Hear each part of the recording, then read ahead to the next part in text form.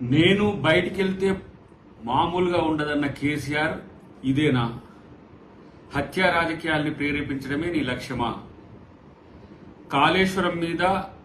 కాళేశ్వరం అవకతవకల మీద మీతో పాటు హరీష్ రావు ఇతర అధికారుల మీద ఏసీబీ కేసుల్ని తర్వాత కేసులను పురమాయించినందుకే తనను హత్య చేయించిండ్రా?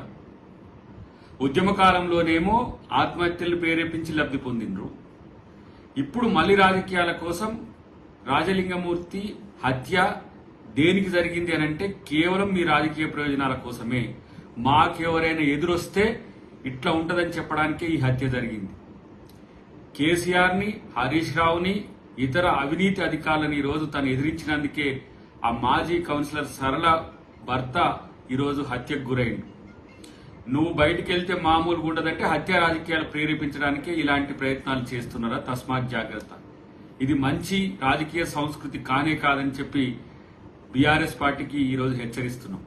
ఈరోజు గనుక కాళేశ్వరం కేసు ఫైనల్ అయి తను వేసిన కేసులే కనుక చర్చకు వస్తే కేసీఆర్ తో పాటు హరీష్ రావు, అక్కడ ఉన్న అవినీతి అధికారులంతా కూడా జైలుకు వెళ్లాల్సి వస్తుందనే ఉద్దేశంతోనే ఈ భయోత్పాతం సృష్టించడానికే ఇలా బీఆర్ఎస్ పార్టీ చేసిన కుట్రగా మేము ఇది భావిస్తున్నాం. డెఫినెట్ గా దీనికి తగిన మూల్యం ఉంటుంది, గుర్తుంచుకోండి.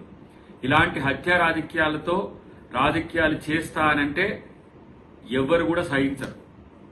ఇలా మీరు బయటకు వస్తే ప్రజాస్వామ్యయుతంగా పోరాడతామేమనుకుంటే హత్యలు చేయించడానికి కేసీఆర్ బయటకు వచ్చిందా? ఇలా మాట్లాడుతున్నారు చాలా మంది. ఏ విధంగా మేము ప్రభుత్వాన్ని కూల్స్తాము, ఇట్లా చేస్తాం, అట్లా చేస్తామని చెప్పి ఎక్కువ మాట్లాడుతున్నారు. అంటే ఇట్లాంటి హత్యా రాజకీయాలు ప్రేరేపించడం దీనికి ఉదాహరణ అనుకోవాలనా? ఇలాంటి రాజకీయాల్ని కాంగ్రెస్ పార్టీ సహించదు, కాంగ్రెస్ పార్టీ కార్యకర్తలు సహించరు.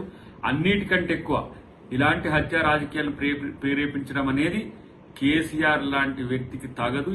దీన్ని తీవ్రంగా కాంగ్రెస్ పార్టీ పరిగణిస్తుందనే విషయాన్ని గమనిస్తే మంచిది.